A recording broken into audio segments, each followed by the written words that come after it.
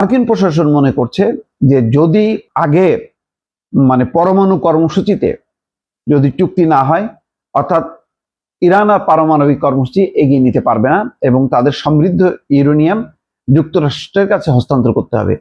এইটি যদি আগে স্থির না হয় এবং এটার আলোচনা যদি চূড়ান্ত না হয়, সিদ্ধান্ত না হয়, তাহলে পরবর্তী আলোচনাগুলো যুক্তরাষ্ট্রের জন্য তাদের দুর্বলতা হিসাবে পরিগণিত হবে। তার মানে হচ্ছে যে ইরানকে চাপে ফেলে এই যে নৌ অবরোধ, তারপরে যে কোনো সময় আবার যুদ্ধ, তারপরে নিষেধাজ্ঞা, তার বৈদেশিক যে সম্পদ সেগুলি আটকে রাখা, এই বিষয়গুলি নিয়ে আগে আলোচনা করতে চায় না মার্কিন যুক্তরাষ্ট্র। মার্কিন যুক্তরাষ্ট্রের মূলত চাওয়া ইরানের কাছে যে পারমাণবিক কর্মসূচি যে কোনো মূল্যে বন্ধ করতে হবে এবং এটা আর কখনোই চালু করা যাবে না।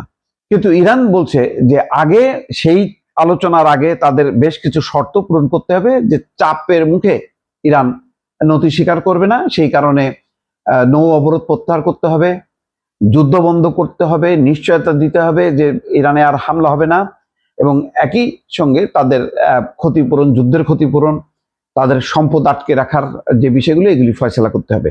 নিষেধাজ্ঞা পুরোপুরি যে বাণিজ্যিক অর্থনৈতিক নিষেধাজ্ঞা আছে সেগুলি প্রত্যাহার করতে হবে, কিন্তু সেগুলোতে মার্কিন প্রশাসন একমত না।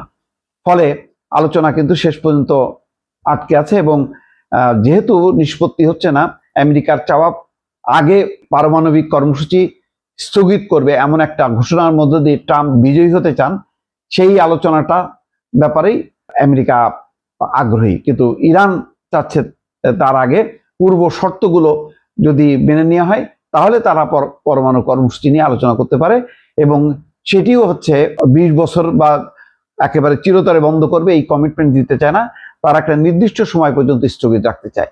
ফলে এই মতভিন্নতা কিন্তু সুরাহা হয়নি, ফলে আলোচনার সম্ভাবনা কিন্তু আস্তে আস্তে দূরে চলে যাচ্ছে।